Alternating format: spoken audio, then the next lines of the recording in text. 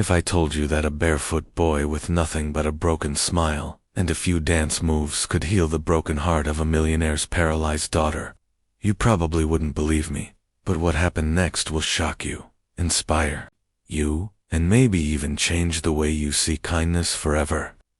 And if you're someone who loves powerful, real-life stories that stick with you long after they end, hit that subscribe button right now, because this is one you'll never forget.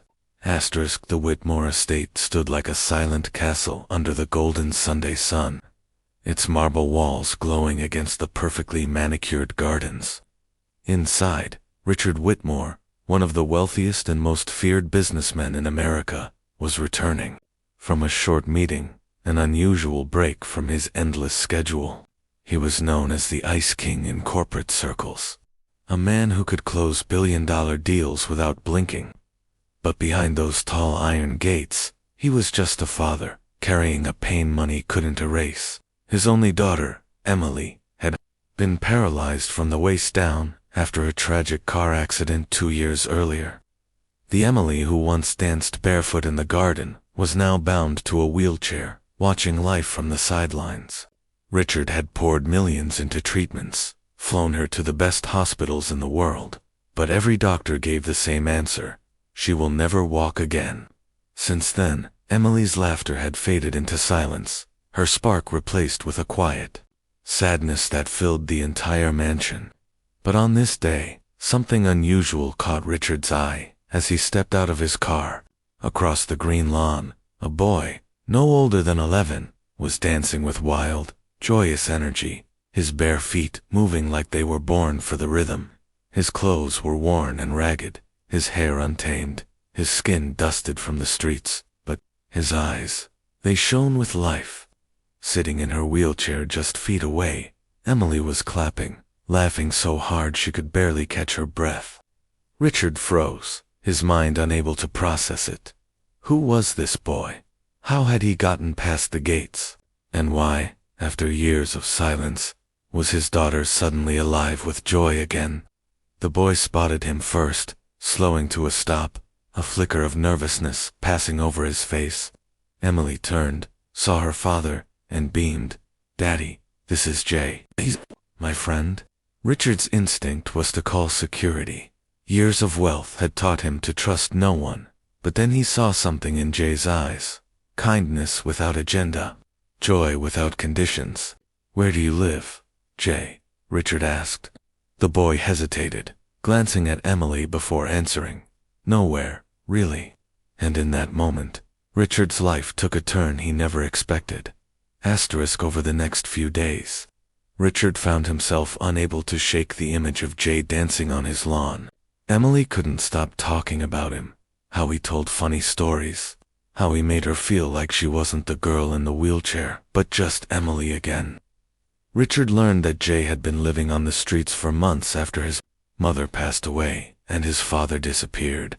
He slept behind old grocery stores, found food wherever he could, and kept his spirit alive by dancing, a gift his mother had taught him before she died. Richard's protective instincts battled with his business-trained skepticism. This boy was a stranger, yet somehow he'd reached Emily's heart in a way Richard never could. One afternoon, Richard drove through the parts of the city he'd never dared to visit before, searching for Jay. He found him near an abandoned warehouse, performing flips and spins for a group of kids. No music, no stage, just raw talent and joy. When Jay saw Richard, his eyes widened in fear, thinking he was in trouble. But instead, Richard said something that shocked them both. "Come back to the mansion, Emily misses you." Over the next weeks, Jay became a regular visitor. He taught Emily small arm movements, rhythm patterns, and even got her to try dancing in her wheelchair.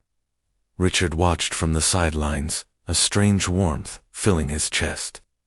But not everyone approved. Richard's business partners whispered that it was dangerous to let a homeless child near his family, and the household staff muttered about the street kid in the garden.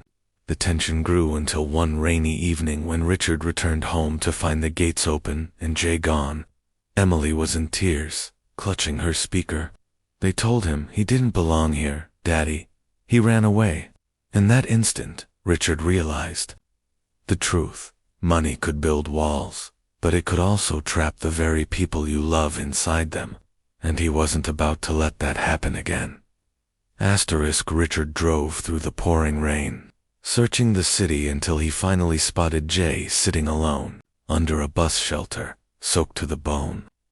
Without a word, Richard pulled over, stepped out into the downpour, and sat beside him. For the first time, the Ice King didn't look like a millionaire, just a father. "Jay," he said softly, "I was wrong to let anyone make you feel like you don't belong. You've given Emily something I couldn't buy with all my money, hope." Jay looked at him, confused. "But I'm just me." Richard smiled faintly. "And that's exactly what she needs." That night, Richard brought Jay back to the mansion, not as a visitor, but as part of the family. He hired dance teachers to work with both Jay and Emily, turning the garden into their stage. Slowly, Emily's spirit returned fully, and something even more miraculous happened. The movement therapy from dancing began strengthening her muscles in ways doctors thought impossible.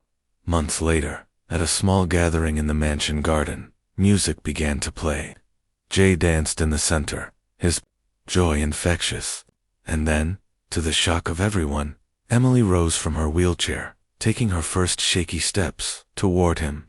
The crowd gasped, Richard's eyes filled with tears, and Jay froze before rushing to her side.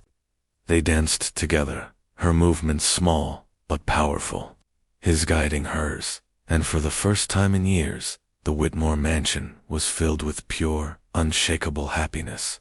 The story spread beyond the estate, making headlines, not because a rich man had helped a poor boy, but because a poor boy had healed a rich man's heart.